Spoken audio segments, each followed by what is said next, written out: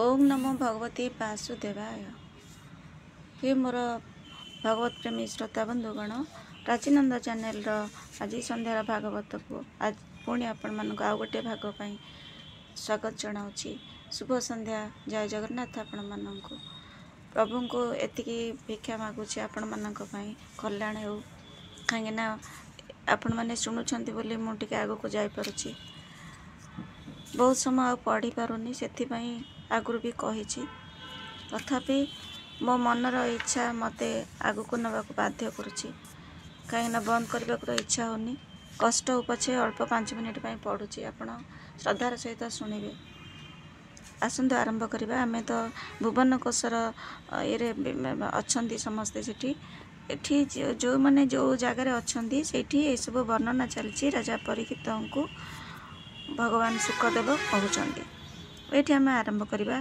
जे सत्वगुण युक्त और जल रे विचरण करुथिबा जोगु स्थानर निश्चय जहाँकर नाही और काल मर्यादार बाहर ओंकार स्वरूप सर्वव्यापक सर्वाधार भगवान कच्छप को बारंबार नमस्कार। अनेक रूप रे प्रतीत होउथबा समस्त दृश्य प्रपंच यद्यपि मिथ्या बोली नियम करा जाए और सेथि जोगु यार निर्दिष्ट संख्या नहीं, तथापि आपणक माया रे प्रकाशित होउथबा समस्त पदार्थ ही आपणक रूप अटे। एपरि अनिर्वचनीय रूपधारी आपणक नमस्कार।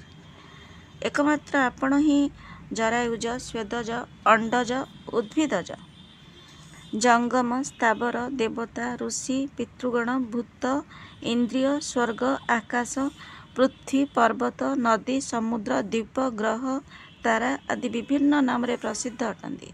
आपण असंख्य नाम रूप आकृति युक्त अटंती।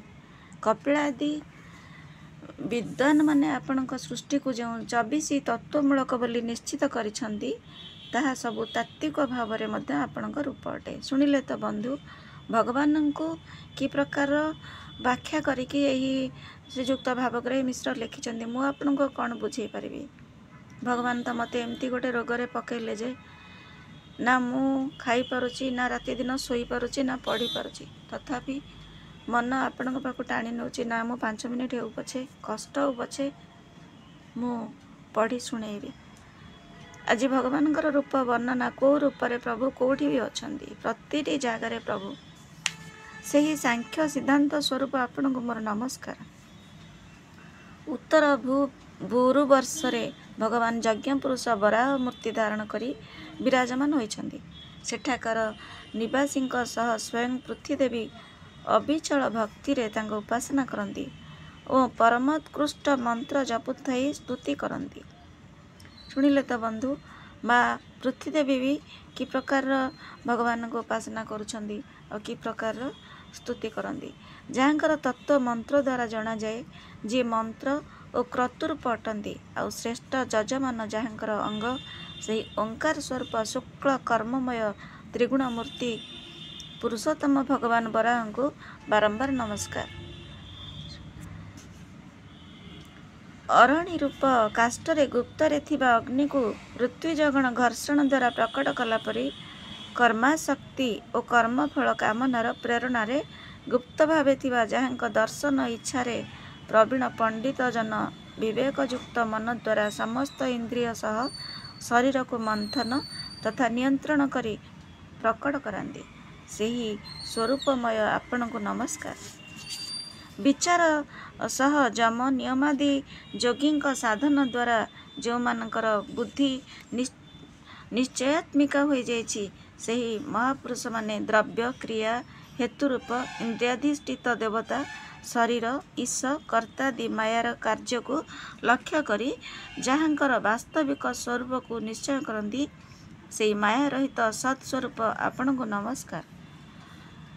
लुहा जड़ हेले भी चुंबक सान्निध्य लाभ रे चालित होला भली जो सर्वसाक्षी आपण इच्छा रे जड़ प्रकृति मध्य तार गुण द्वारा जगतर उत्पत्ति स्थिति और प्रलय करि थाए, सेही समस्त गुण कर्मर साक्षी आपण को नमस्कार।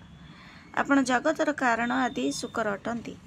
गोटे हाथी अन्य एक हाथी को पटकाई देला भली ଆପଣ ଗଜରାଜ ସମାନ କ୍ରୀଡ଼ା ବିନୋଦରେ ପ୍ରତିଦ୍ୱନ୍ଦ୍ୱୀ ଦୈତ ହିରଣ୍ୟାକ୍ଷକୁ ଦଳିତ କରି ଦନ୍ତାଗ୍ରରେ ମୋତେ ଧରି ରସାତଳରୁ ପ୍ରଳୟ ପୟୋଧି ବାହାରକୁ ଆଣିଥିଲେ।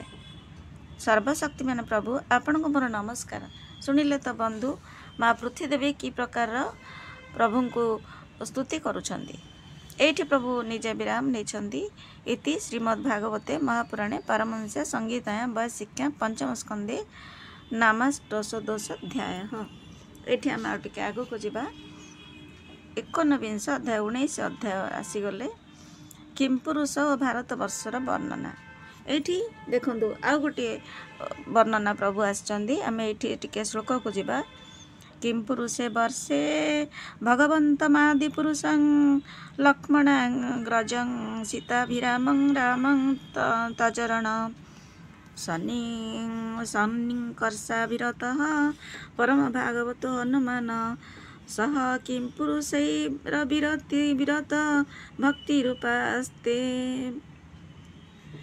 ଏଇଠି ଅର୍ଥାତ୍ ଏଠି ଶ୍ରୀ ସୁକଦେବ କହୁଛନ୍ତି, ପରୀକ୍ଷିତ କିମ୍ପୁରୁଷ ବର୍ଷରେ ଶ୍ରୀ ଲକ୍ଷ୍ମଣଙ୍କ ଅଗ୍ରଜ ଆଦିପୁରୁଷ ସୀତା ହୃଦୟାଭିରାମ ଭଗବାନ ଶ୍ରୀରାମଚନ୍ଦ୍ରଙ୍କ ଚରଣ ସନ୍ନିଧ ରସିକ ପରମ ଭାଗବତ ଶ୍ରୀ ହନୁମାନ ଅନ୍ୟ କିନ୍ନରଙ୍କ ସହ ଅବିଚଳ ଭକ୍ତି ଭାବରେ ତାଙ୍କର ସେବା କରନ୍ତି। ସେଠାରେ ଅନ୍ୟ ଗନ୍ଧର୍ବମାନଙ୍କ ସହ ଆଷ୍ଟିସେନ ନିଜର ସ୍ୱାମୀ ଭଗବାନ ଶ୍ରୀରାମଙ୍କର ପରମ କଲ୍ୟାଣମୟ ଗୁଣଗାଥା ଗାଉଥାନ୍ତି। ଶ୍ରୀ ହନୁମାନ ଏହାକୁ ଶୁଣୁଥାନ୍ତି ଆଉ ନିଜେ ଏହି ମନ୍ତ୍ର ଜପ କରି ପ୍ରଭୁଙ୍କର ସ୍ତୁତି କରୁଥାନ୍ତି। ଓଙ୍କାର ସ୍ୱରୂପ ପବିତ୍ର କୀର୍ତ୍ତି ଭଗବାନ ଶ୍ରୀରାମଙ୍କୁ ଆମ୍ଭେ ନମସ୍କାର କରୁଛୁ। ଆପଣଙ୍କଠାରେ ସତ୍ପୁରୁଷଙ୍କର ଲକ୍ଷଣ, ଶୀଳ ଓ ଆଚରଣ ବିଦ୍ୟମାନ। ଆପଣ ସଂଯତ ଚିତ୍ତ, ଲୋକାରାଧନାତପୁର, ସାଧୁତାର ପରୀକ୍ଷା ପାଇଁ କଷଟି ପଥର ଆଉ ଅତ୍ୟନ୍ତ ବ୍ରାହ୍ମଣ ଭକ୍ତ ଏପରି ମହାପୁରୁଷ ମହାରାଜ ଶ୍ରୀରାମଙ୍କୁ ଆମର ପ୍ରଣାମ। ଆପଣ ବୋଧ ସ୍ୱରୂପ, ଅଦ୍ୱିତୀୟ, ନାମ ରୂପରହିତ, ସର୍ବାତ୍ମରାତ୍ମା, ପରମ ଶାନ୍ତ, ଅହଙ୍କାର ଶୂନ୍ୟ ଅଟନ୍ତି। ଆମେ ଏଠି ପ୍ରଭୁଙ୍କୁ ବିରାମ ଦେବା। ପୁଣି ଆଉ ଗୋଟିଏ ଭାଗରେ ପୁଣି ଆରାଧନା କରିବା। ଆହୁରି ଏଇଠି ପ୍ରଭୁଙ୍କର କ'ଣ ଗୁଣଗାନ କରିଥିବେ ସେ ଶ୍ରୀ ହନୁମାନ ମହାପ୍ରଭୁ, ଆମେ ପୁଣି ଆଗକୁ ଯାଇ ଶୁଣିବା। ଆଉ ଗୋଟିଏ ସନ୍ଧ୍ୟାରେ ଯିବାକୁ ତ ଇଚ୍ଛା ନାହିଁ, କିନ୍ତୁ ପଢ଼ିପାରୁନି ବନ୍ଧୁ, ମୋତେ କ୍ଷମା କରିବେ ଯଦି ମୁଁ ଆଗକୁ ନେଇପାରୁନି। ଏତିକି ଶୁଣିବେ ମୋର ଅନୁରୋଧ। କେତେ ଦିନ ବଞ୍ଚିବି ତାର ତ ଠିକ୍ ନାହିଁ, ତଥାପି ଯେତିକି ଦିନ ବଞ୍ଚିଛି ଆପଣଙ୍କୁ ଏତିକି ଶୁଣାଉଛି। ଆପଣ ମୋର ଏଇ ଛୋଟ ଅନୁରୋଧ ରକ୍ଷା କରିକି ଶୁଣୁଥିବେ। ରହୁଛି, ନମସ୍କାର, ଜୟ ଜଗନ୍ନାଥ।